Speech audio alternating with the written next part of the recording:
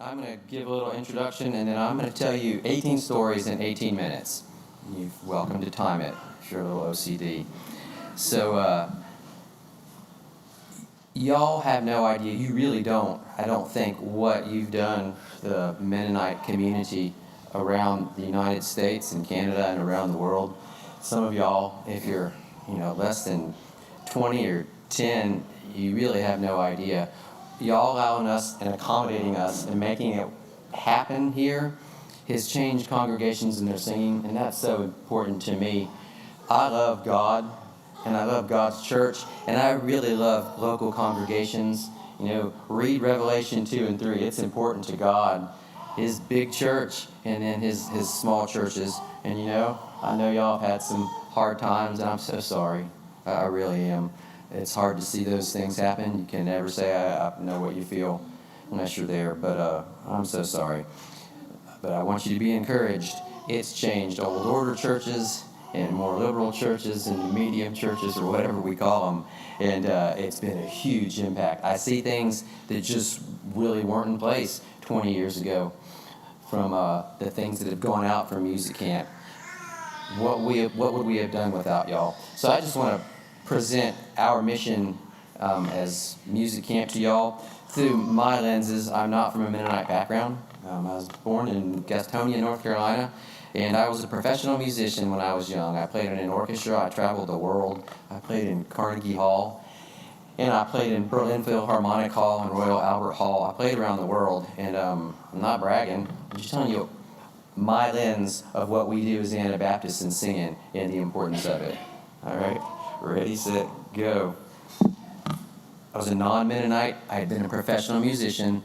The first time I stepped into an Anabaptist congregation, it was in Cleveland, North Carolina, and it was a charity-type church, and I had been privileged to perform the best music in the whole entire world. I walked into the back of the church. We were late, and I just looked at all these white veils from the back. The congregation at that time had people from every imaginable Mennonite background. There were, Mormon background people there, people from my background. I heard that singing a cappella, and it was gorgeous. Gorgeous from a professional musician standpoint, and it was all pointing towards God. It was a huge, huge impact. Hear me out here, all right? Rod and Staff books. You know, my wife homeschooled, and that was part of our journey getting to the Anabaptist, where those books, yeah, they're conservative, and you know what? It's culture building, and I appreciate what they do. I thought maybe, don't laugh at me, all Mennonites just sang all the time. And you know what?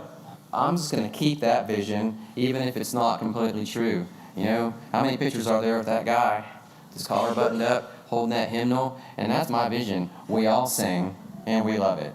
And so, you ain't going to talk me out of that. So, actually, maybe I'm right. Maybe we do all sing. So there's a young man in here, and he was Amish. He was the dark-headed Amish guy, not the light-headed one. And I teach Amish. I try to teach every Anabaptist youth in Lancaster County that I possibly can. So he called me up one day, and he said, "Are you Jeff Swanson?" And I said, "Yes." And he said, "My name is Sam Byler, and I want you to teach me music lessons." I didn't know what he meant. So we talked a while, and he says, "Well, I want you to teach me how to sing." And I said, "You want private voice lessons?" And he said, "Yeah." He said, "To make it worth your time, I'll get as many Amish youth, old order Amish youth, as you want to come to my barn to have lessons so it's worth your time." I said, "I think 5's good." So I usually ask my students, "Have you been singing? How's your voice?" So I asked Sam one day, I said, "Sam, you been singing?" And he kind of looked at me funny, and he said, "Jeff, to be Amish, singing is like breathing." He said, "We just all sing." Obviously, that's not going to be completely true, but again, Rod and Staff guy, shouldn't we all as Christians sing? And shouldn't we all as Anabaptist Christians sing all the time? Weddings, I don't know if we all think about it, but you know how nice it is just to have people singing in weddings? We could almost say they're getting married tomorrow and have good singing. It's huge. It's a privilege. It's community. It's absolutely gorgeous. And it's our privilege as music camp to be a small part, which y'all are too, of wedding singing. A couple of years ago, there was a pretty tragic death in our community, and it was my best friend. He was the best friend I had, especially since I became an Anabaptist. He was a little kooky and could talk somehow cross-cultural things. His name was Rod Martin, and he worked for Martin's Water. He was on a bunch of boards and Anabaptist Financial, and he's in a plane crash, and he died, and the 2 people with him. It's irreplaceable. He had a widow, has a widow now, and his children have been through my school. And you know what? They called up the youth that I taught in our church and said, "Would y'all sing for the funeral?" Privilege, and also blessing of our people. We can just get together and sing songs at weddings and funerals. It's just awesome. It's sad, and you know, those youth just sing and they cry, and their children are sitting there singing. It's a huge witness that we can just go and sing.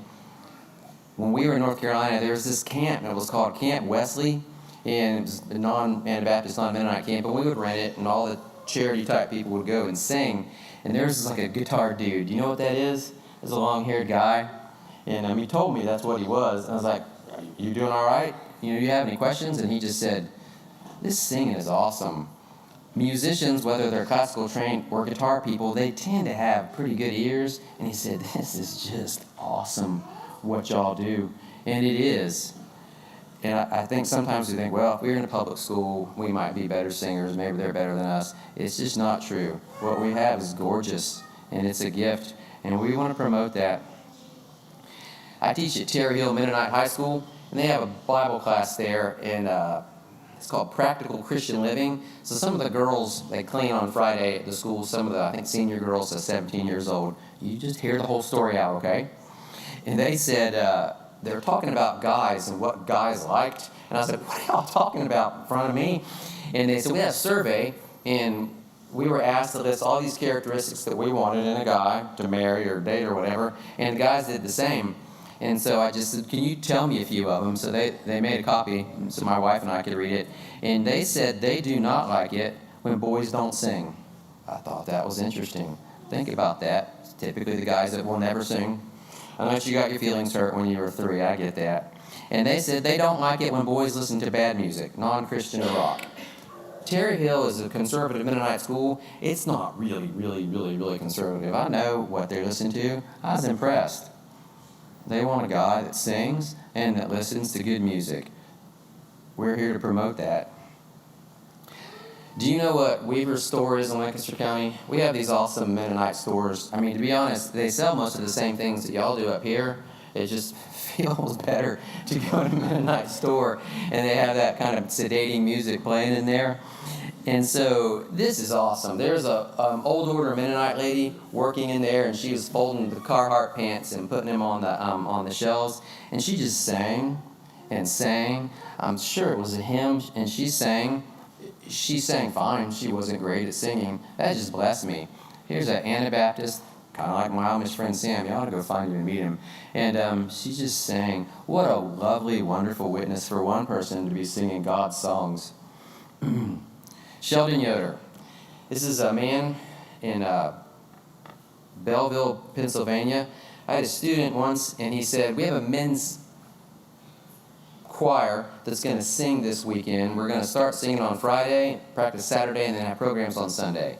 This is about my 5th year in the Anabaptist. It was the first year I had become a teacher again like I was before I was Anabaptist. And I said, that's going to go really well. You're going to sing for 2 days and have a program, really. And so we went to this church. I believe it was Bethel up there in Big Valley. And I was, the minute they started singing, I was captivated. But that was it. It was drop dead gorgeous. All these men up there singing all the parts. And I absolutely loved it. He's still a hero of mine. I see him. I've worked with his children as well. That was just awesome. Again, it's like the first time I ever heard Mennonites singing. Absolutely gorgeous. I sang on the Oasis Chorale. I think most of y'all know what that is. For a number of years. And, you know, we're inadvertently promoting some higher forms of classical music. And you know what? I love it. And I also love gospel songs. I'm just saying. I think they're both great. I know some people would find it hard to listen to 16 gospel songs. Some people would find it hard to listen to 16 slow choral songs. I get that. I love both. All right? And on Oasis, it was such a nice place for artistic-minded singers that love to do that kind of singing, that level, just to get together. I mean, they talk about literature on the bus. I know. That's exciting to y'all, isn't it? And they would talk about poetry and theology a little bit, maybe politics. I mean, not much, of course. And you know what? It was an oasis for those kind of people. I absolutely loved it. And you know what I realized? I won't get there just yet. Second time I ever sang on that choir, I cried at the end. Grown man cried because I felt so comfortable being with people that loved art and music that much. Christmas time, we sing because we're Anabaptist, and it's like breathing to us, right? Do you know how awesome, I mean, you do know how awesome it is to find community people to sing for, and to have a widow or a widower that's by themselves just be brought to tears when you sing at their house and your church gives them a gigantic fruit bouquet, and they hear the 4 parts right there at their house. It's a huge gift. That is something that we have to offer the whole world, and it's just lovely. Choir tours. We get lots of those around. You know what choir tours taught me that I think maybe y'all take for granted, maybe you don't, that our churches are connected all over the world. We just have to call up a few churches and say, I'm bringing 50 students and 4 adults. Can you host us all? And a church that probably has 75 people said, yeah, we'll do it. They're going to cook for you all weekend. They're going to host. It's going to be a pain, just like I know it is for y'all. Like this week when we broke the whole sewage system, and we broke the dishwasher. And anyways, and you know what? It showed me community across state lines. I love the Baptists where I came from and the Methodists. I don't hate them. It drives me crazy when people leave a background and they hate it. But they didn't have that kind of fellowship. And you know what? Make fun of the Mennonite game all you want. It's awesome. You're making connections with Christians. It's a wonderful thing. It's nothing to joke about. I do it better than a lot of Mennonites I know. I love it. It showed me what a fellowship, which is Christian, which is early church, that we have with people all over the world. Awesome. In Texas, we taught there 4 years. We almost came to Calvary. Did you ever know that? We thought it was time to leave Texas, and we cast our bread on the waters. And we inquired about teaching at Calvary and coming up here. And one thing that was important to us was that our son could go to college and study. And I said, if you go to college, you have to live at home with us, come home every night. And that's the only way it's going to work. And so he tried, and way before JMU said anything, Westchester did, close to Lancaster County. So when we were in Texas, I led the youth there. And we had a mom, and she had little children and a husband, and she loved to sing, and she was dying of cancer. It was one of those situations where she had cancer and thought she was healed in remission, and it came back, and it just got really bad. So we were traveling to another church in Texas, and she just said, "Will you just come sing outside my window?" That's awesome. It's a privilege to be with somebody that's near death. There's something about that passing, and that's just awesome. And so a bunch of us, half of them maybe young people, sang for her, in her last few days.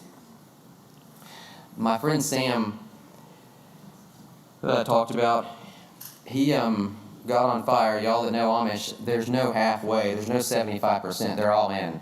You look at them, and they look so stoic. They're such party time. They just bless me. When I do Amish singing, it's not just the Amish youth. It's their parents, and it's their little children. They're all there. And if I do something funny, which I try to implement whenever I teach, they're all doing it together. They're awesome. So Sam got a choir of 100 Amish youth to sing, and this is about their third year doing it. That's awesome. They're singing choral music. They're singing in parts, and it's absolutely stunning. I mean, they got most of us on community, but you know what? Because of y'all's help in facilitating all this, you have 100-person Amish choirs. And if there are 100 Amish people singing, do you have any idea what the Amish audience is going to look like? I mean, it's 900. It's huge. Party time for the Amish. In 2022, I took our high school, Terry Hill Mennonite, I took the junior and senior choir to a Baptist-y, evangelical choir competition, and it's very, very beneficial because they will give you a grade. They judge you, and you're trying to get a 1. A 2's okay, a 3's pretty bad, a 4's probably shouldn't come, and so you're not competing against anyone. And so we went to this competition, and you know what? Our youth just looked nice. They looked like us. And we had about as many guys singing in the choir as girls. And the judges put these comments and whatever. I'll tell you what we got later if you want to know. But comments on there about music. And how do you get this many guys to sing? Because it's what we do. And they were so happy with how well we sang. It's what we do. And what a great testimony, even on a choir level, with all the schools that, in theory, are so much better than our Mennonite schools. I have a student, her name is Jessica, and she's just one of those great little girl students who her hair is about down to here, and none of it will ever stay in her ponytail. She's always looks kind of sweaty and red in the face and has wispy hairs everywhere, and she's great. If I say make this face, she goes like this. If I smile, she goes like this. Sometimes, especially when you're on an emotional maturity like I am, you just get along with kindergartners and 3rd and 4th graders really well. That's not funny. Read the Gospels and you tell me what Jesus says. And Jessica said to me, "Mr. Swanson, me and my family were doing dishes the other night." This is a 4th grader.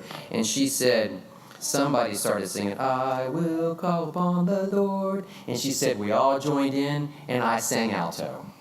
That's what we're here to do. The children and the parents sang, and Jessica and her bad hair and her little sweaty forehead sang alto. You know, after all my professional experiences, I taught our church's youth choir for 7 years. It was one of the best things I ever did. Some years it was hard. Some years the monotones really competed for what we were doing. And you know what? At the end of 7 years, our church congregation, it's God's glory, and I was just a part of it, as were y'all. My church just sings.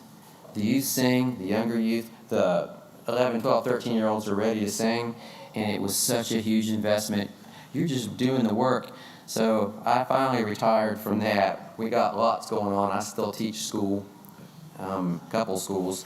And, you know, some of the youth said, Jeff, you know, those are the best days of our lives. Our dads, including Rod, we were all the team that led the choir.